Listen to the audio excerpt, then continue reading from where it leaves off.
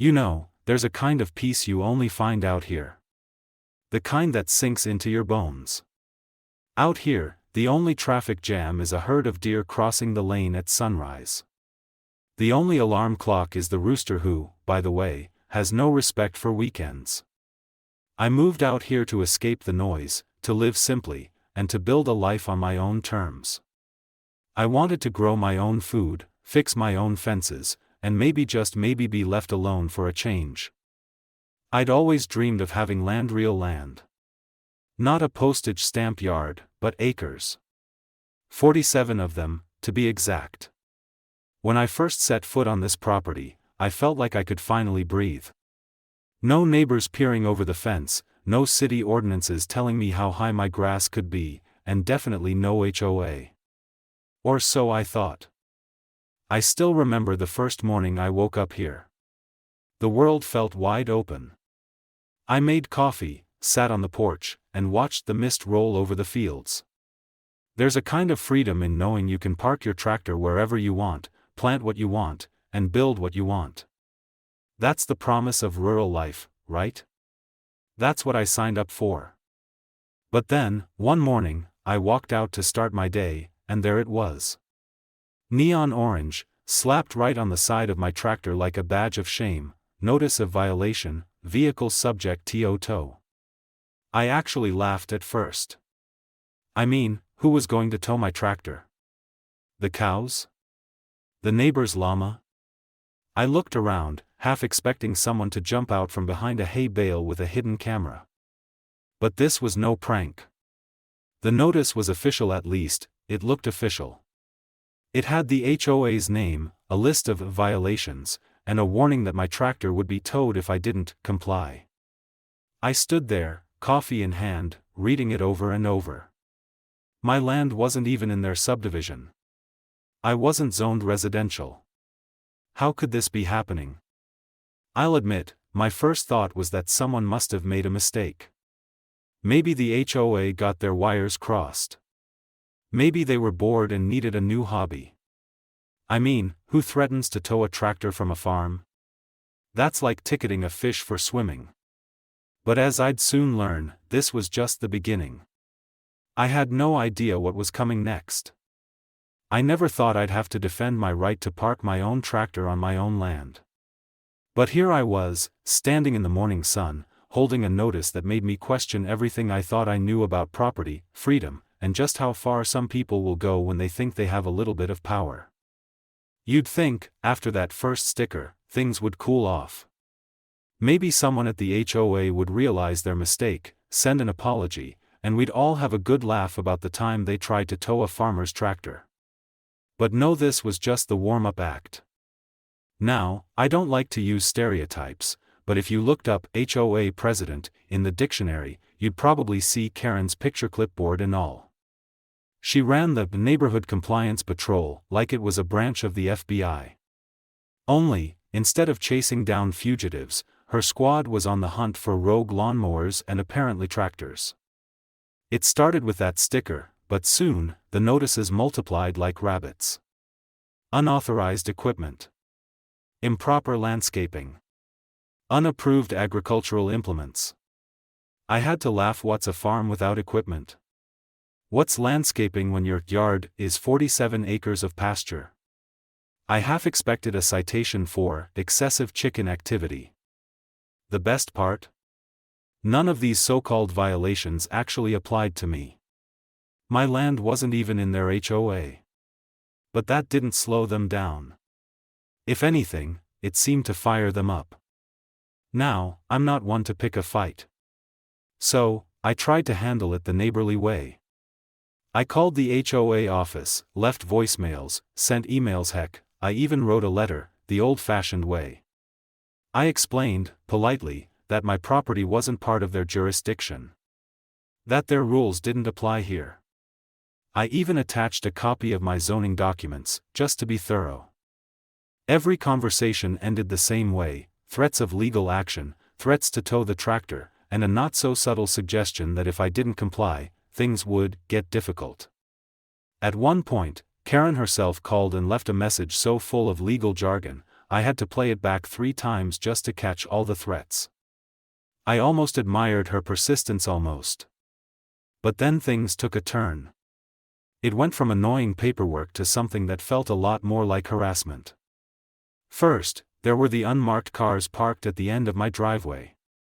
Folks I'd never seen before, just sitting there, watching. Then, one night, I caught a pair of people in reflective vests at my gate, flashing badges and claiming they were compliance officers. They weren't law enforcement, just neighbors playing dress up, hiding behind bogus authority. And then came the drones. Yes, drones. Buzzing over my fields, hovering near the barn, as if they were searching for some top-secret farm contraband. I almost wanted to wave, but I figured that might end up as aggressive behavior in the next violation letter. It didn't stop there. Flyers started appearing in my mailbox, on my gate, even tucked under my windshield wiper at the grocery store. Some nights, I'd spot flashlights moving along the fence line. I started to wonder if I should install a moat. They tried to scare me into submission. But if you know anything about farmers, you know we don't spook easy. I'd be lying if I said it didn't get to me. At first, I laughed it off. But after the 3rd or 4th week, the constant pressure started to wear me down. I'd wake up in the middle of the night, checking the cameras, worried someone might actually try to tow the tractor or worse. I started documenting everything. Every notice, every phone call, every strange car parked on the road. I built a file thicker than a seed catalog.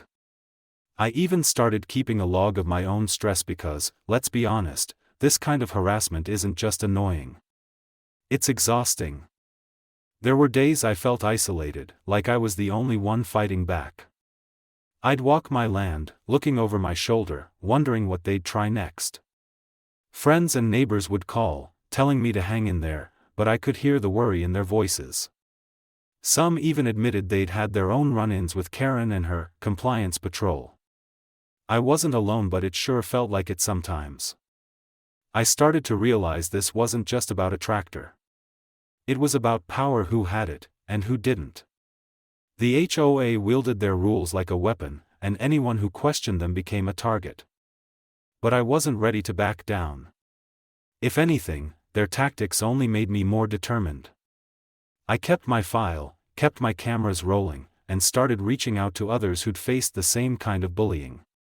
We swapped advice, shared legal contacts, and, most importantly, reminded each other that we weren't crazy. This was real.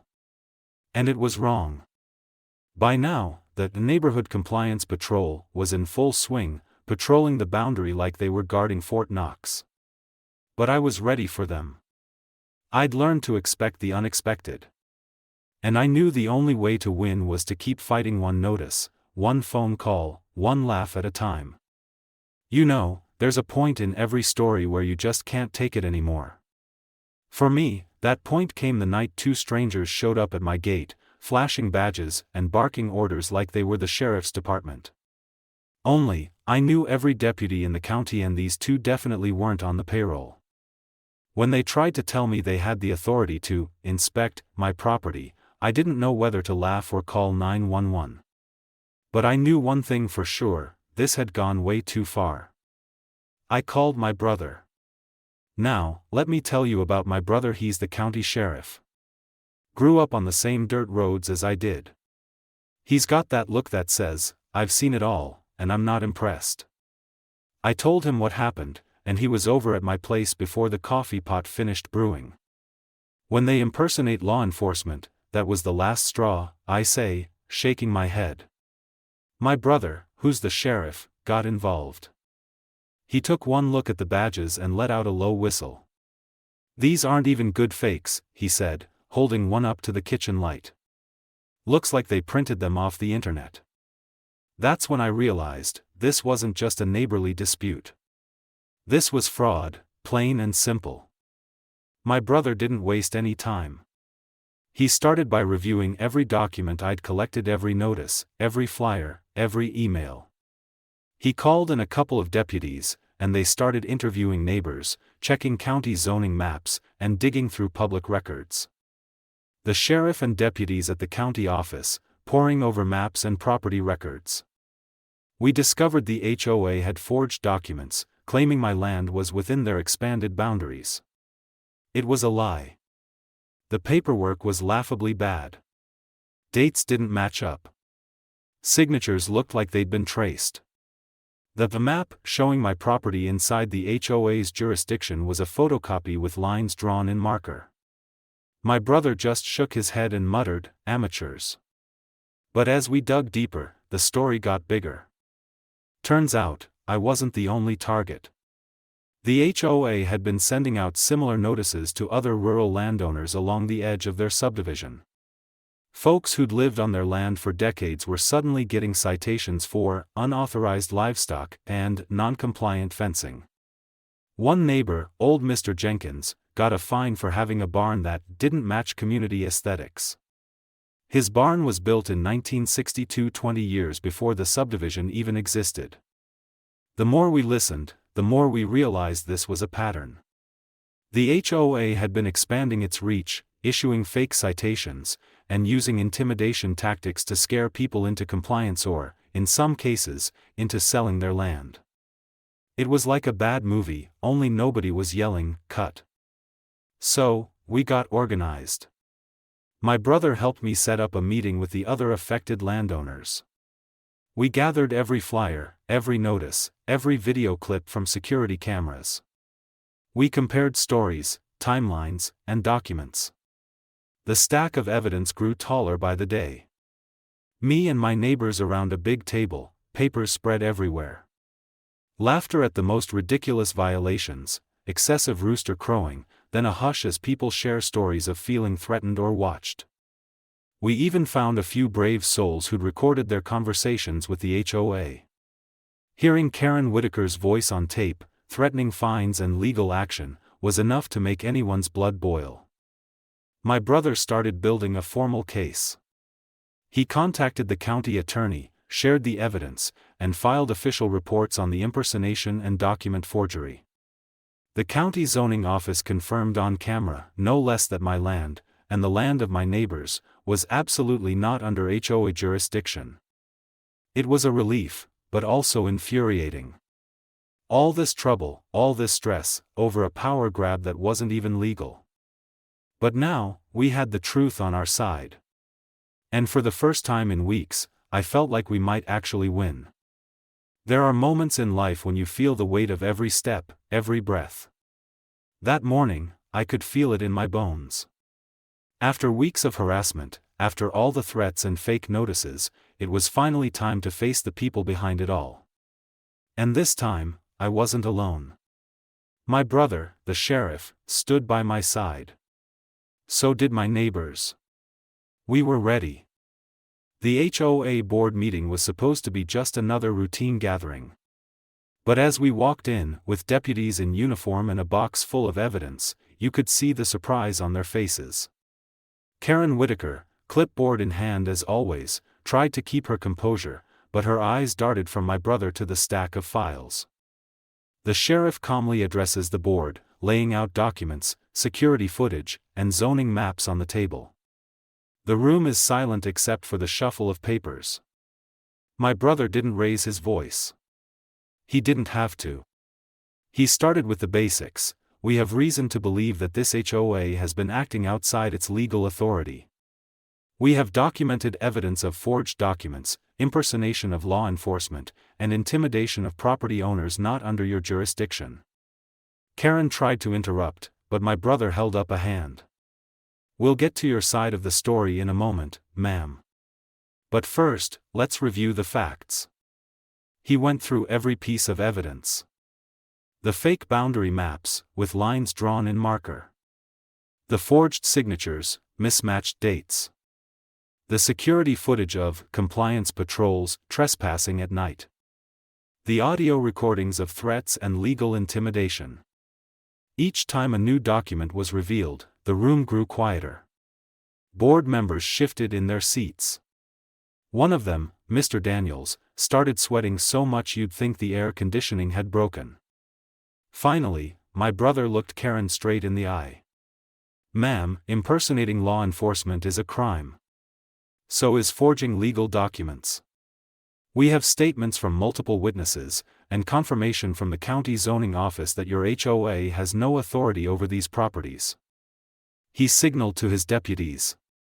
At this time, you are being placed under arrest for forgery, impersonation, and conspiracy to commit fraud. The look on Karen's face was something I'll never forget. Shock, outrage, and a hint of disbelief, like she couldn't imagine her own rules didn't apply to everyone else. A couple of board members tried to protest, but the deputies calmly read them their rights and escorted them out. Deputies leading Karen and 2 other board members from the clubhouse. Neighbors watching, some with relief, others with quiet satisfaction. Legal expert sitting in an office, law books behind them. Legal expert. Homeowners associations have very specific, limited powers. Their authority only extends to properties that are legally within their boundaries, as defined by county records. Any attempt to expand those boundaries without due process is not just improper, it's illegal. Forging documents and impersonating law enforcement are serious criminal offenses, and any HOA found doing so can face both civil and criminal penalties. It didn't take long for the story to hit the news. Local reporters showed up at the next county meeting, cameras rolling as officials explained how the HOA's actions had been uncovered. The story spread fast. People were shocked by how far the HOA had gone. Calls came in from other parts of the county, folks wondering if their own HOAs were playing by the rules. The county attorney promised a full review of HOA practices, and the sheriff's office set up a hotline for anyone who felt they'd been targeted. I never thought standing up for my tractor would turn into all this. But sometimes, you have to fight for what's yours, even if it means taking on the clipboard brigade. With the HOA's overreach exposed, my property was finally safe. The court didn't just slap them on the wrist, they issued a full injunction. Karen Whitaker was officially removed as president, and the board was ordered to refund every fine, every bogus fee, every penny they'd squeezed from my neighbors and me. I can't tell you how good it felt to walk down to my gate and tear down the last notice. For weeks, those neon slips had been a symbol of worry and anger. Now, they were just scraps of paper, fluttering away in the breeze. I pulled the final notice off my gate, crumpling it with a grin. Neighbors gather around, some cheering, others clapping me on the back. Someone brings a homemade pie. Laughter and relief fill the air. The judge's ruling was clear: the HOA had no authority over our land. Our rights as landowners were reaffirmed, in black and white. The court even ordered the HOA to pay for legal costs. For the first time in months, I could park my tractor wherever I pleased and sleep through the night without wondering if someone was lurking at the fence line. But it wasn't just about me. The victory belonged to all of us. We weren't alone. That became clear as word spread. Neighbors who'd kept their heads down out of fear started coming forward. Mrs. Ramirez, who'd been fined for her non-compliant flower beds, brought over a bouquet and a thank you note. Old Mr. Jenkins, the one with the offensive barn, showed up in his Sunday best, grinning from ear to ear. An interview with neighbors on their porches and in their fields. Mrs. Ramirez. I thought I was the only one. I was scared to speak up. But when you fought back, I realized we could all stand together. Mr. Jenkins.